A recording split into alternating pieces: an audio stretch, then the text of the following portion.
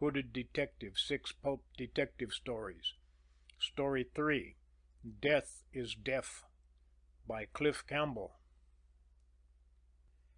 Big Sid couldn't understand it, and he was a smart monkey. He had cased this job himself, personal, had cooked up the scheme for pulling it off, had spent a good 2 weeks laying the groundwork. Nobody yet had ever called Big Sid Cloris a dummy, either.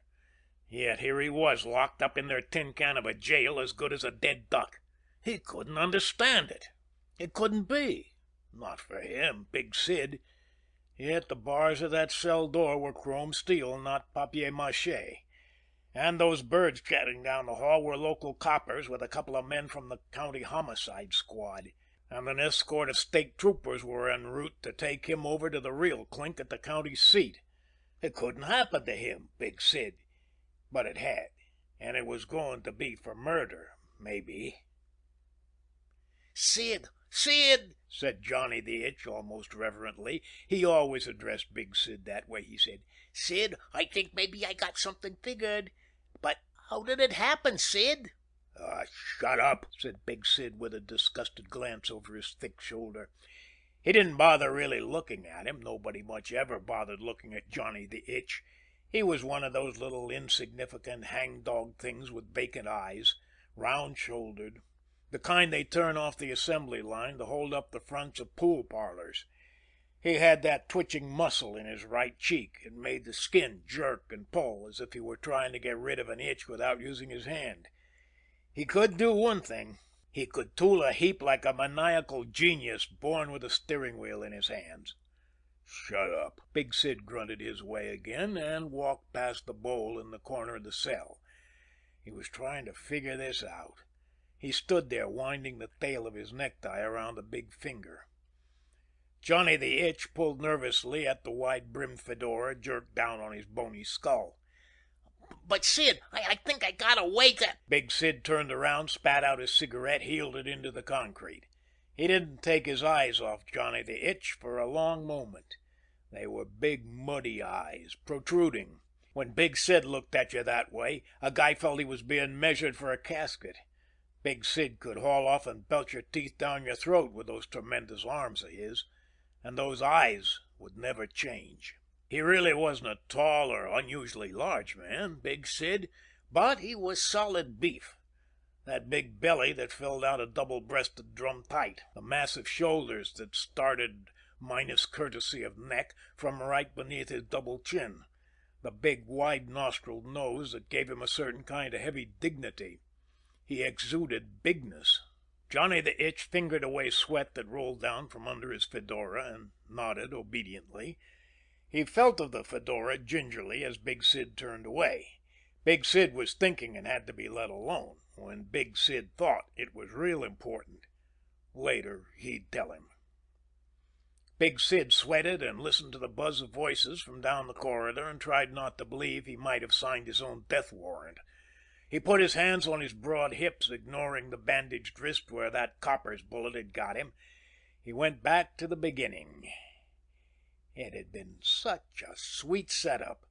This dinky little whistle-stop of a town, Duffyville, over near the southwestern border of the state, with its single bank, the Duffyville National, and that motor parts plant on the outskirt with its heavy backlog of defense orders that had compelled a doubling of its help, a consequent raise in its payroll, too, and that payroll moved through the bank, naturally.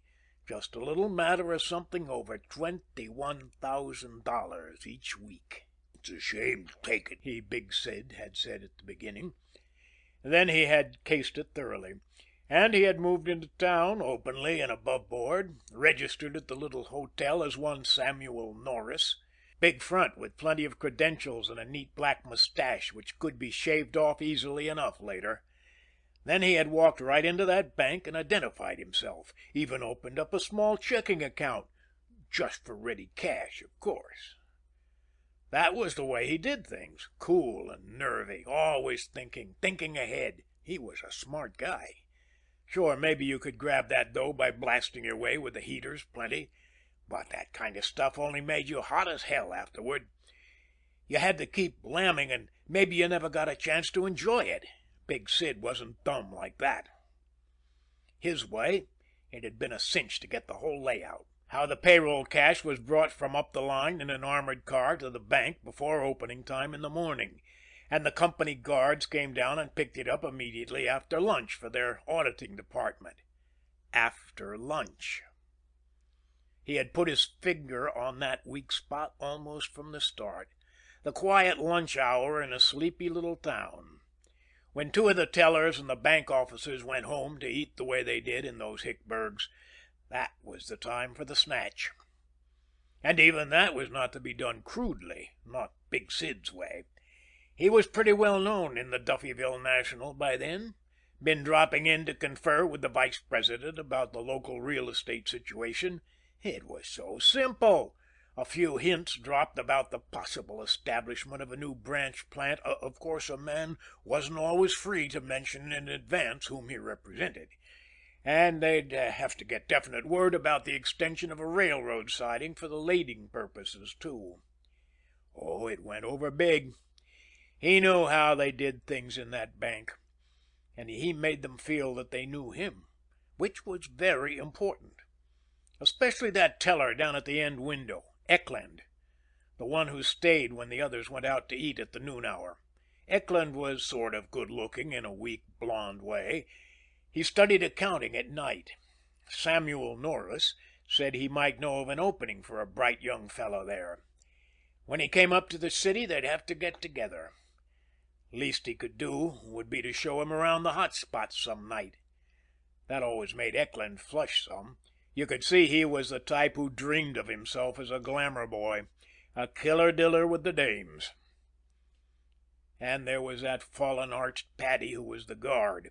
Nice and simple. An occasional cigar, a friendly slap on the back did for him. So there she was. Perfect. The clincher was to get away without firing a shot. Before there was a warning. No shooting, and they would be miles away before they stopped rubbing their eyes in that one-water tank berg. Probably wouldn't have figured out exactly what had happened until sometime Saturday, and the payroll came in on Friday. They scoured every main artery and side road and cart track for miles in every direction, he and Johnny the Itch. They figured on cutoffs in case of a chase and how they could double in their tracks, and the pass over the mountain ridge that would take them across the state line. And about 40 miles down the line, on that abandoned farm, they located the old barn where they would switch cars. They would hide the second heap in the barn. Williams would take care of that. He was the trigger man. Sonny Williams, cool as ice behind the business end of a Tommy gun. Now, Sonny Williams was... "Sid," Johnny the Itch said, watching the cell door nervously. He couldn't keep the whimper out of his voice. "Sid, time's getting short. I think I got a way. A chance for us, anyways. I got something." His whisper cracked, and he made a faint gesture toward his fedora, as if he feared the walls had eyes as well as ears. He was scared as hell. It made Big Sid sick. The little rat didn't have anything to be scared about, not like he did. He glared at him. "I'm thinking," he warned heavily. Johnny the Itch nodded so his under jaw jiggled. When a phone jangled down the corridor, his eyes bugged right at the door. Then he couldn't stand it any longer. "Look, Sid, how did it happen? You're smart. You figured it all out and..." He half choked and had to dredge his voice up out of his throat again. He took his hat carefully by both hands. "Look, Sid, I got..." But Sid took him by a bony shoulder and threw him back over the lower bunk of the cell. Johnny's head bounced off the wall. One of the town flatfoots came down and stared in, chewing gum methodically. He gave barely a glance to Johnny the Itch. The latter crouched there, frozen, hanging on to his hat as if it were a hunk of dynamite. Lighting a fresh cigarette, Big Sid paid no attention to the copper. He was thinking what to do. He pulled at a vest button and picked up the thread again. She had been all set. He had given the office to Sonny Williams. Williams had planted the second heap at the old barn, and they had picked him up and rolled into Duffyville. Right on the nose. At 12:08, according to his wristwatch. Dropped off Williams on that residential street around the corner from the bank. Swung around the block. The timing was perfection. He, Big Sid, went up the bank steps as Williams came along less than 10 yards away. Williams with that long bundle under his arm that looked like a florist's box. The submachine gun was in that box. A local tradesman was just leaving the bank, nodded to Mr. Norris. Then he, Big Sid, was over dropping his left hand on that guard's arm, asking affably for the vice president. He had left for lunch, of course, and Sid slid the automatic from his side pocket and tucked it in the guard's side. This is a stick-up, stupid. Keep your pants on and don't try to be a hero. Now, pass me through. The guard's lips fell loosely away from his plates. He twisted his eyes over toward Williams. Williams was at a desk, the florist box lying in front of him, scribbling on a deposit slip. But Williams knew what was going on. The guard nodded his head on the fierce, stiffened hinge of his neck, and looked down at Eklund in the far cage, the only teller on now.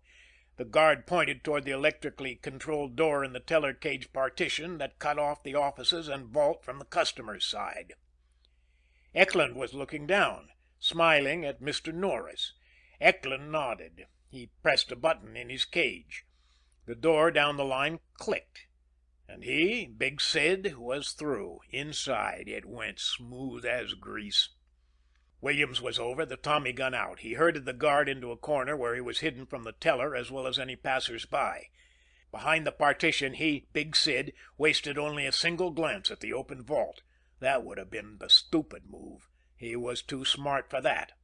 He moved swiftly down behind the empty cages toward Eklund's, walking on his toes.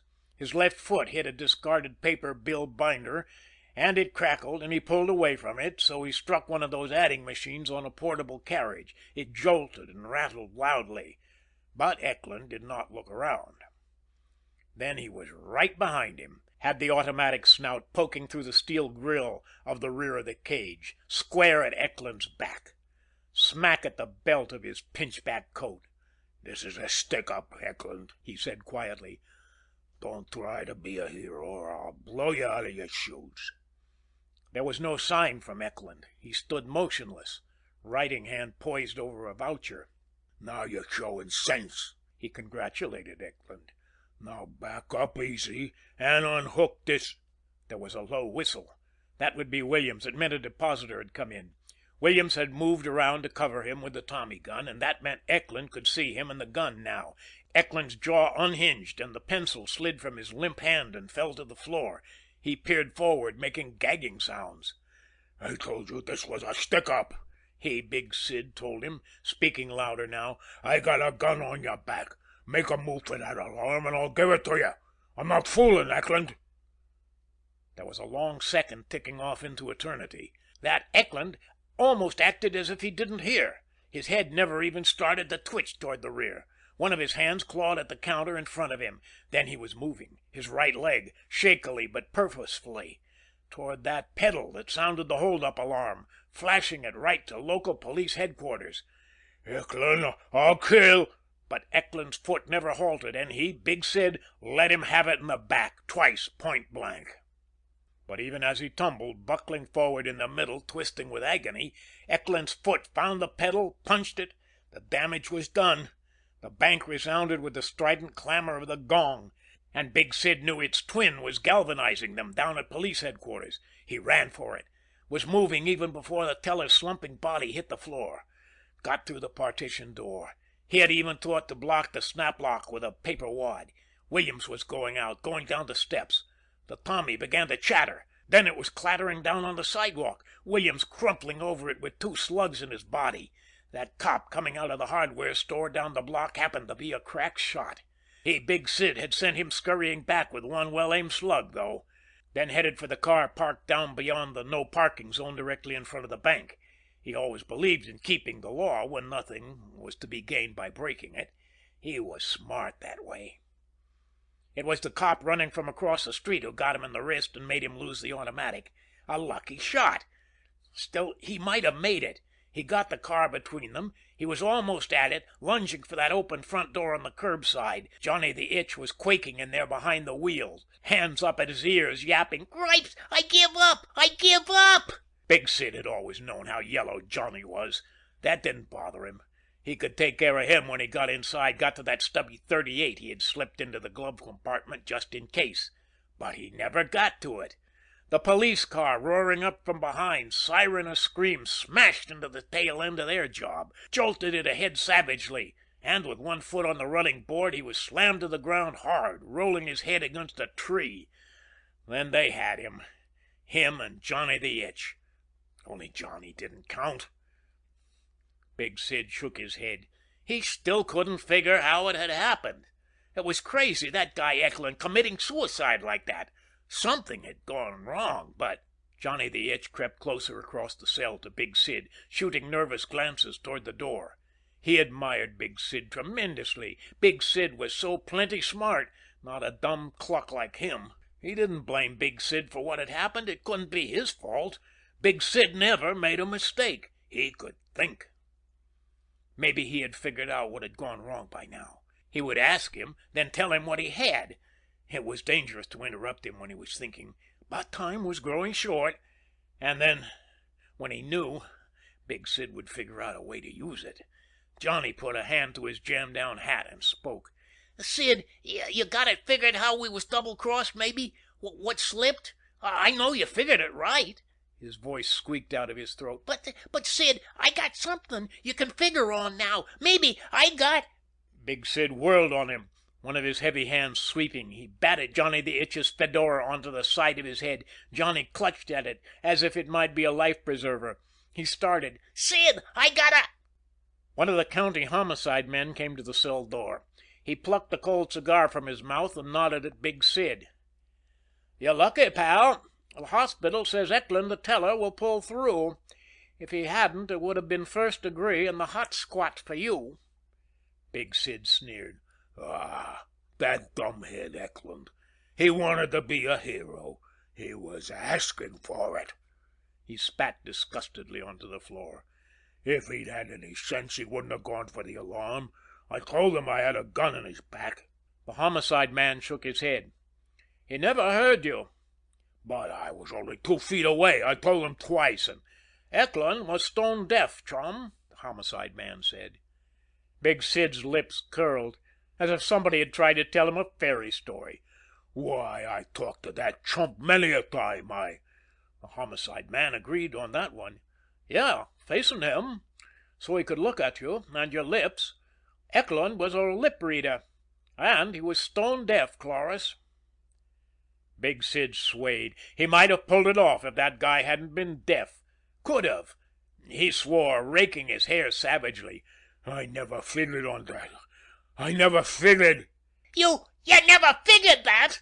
Johnny the Itch was on his feet when he screamed. His splinter of jaw jerked out fiercely. "You, Big Sid, the smart guy, you never figured. You was dumb." But he couldn't seem to believe it. Then he did. He jerked off his fedora, grabbing inside it. He came out with the stubby .38 from the glove compartment. He had been able to slip it out in the excitement after the capture. Nobody ever paid much attention to Johnny the Itch, any more than they had thought to look under his hat when they searched him. He said it again to Big Sid. "You was dumb." Then he just kept triggering until the gun was emptied and he had put 5 slugs fatally into Big Sid's carcass. End of Death is Deaf by Cliff Campbell.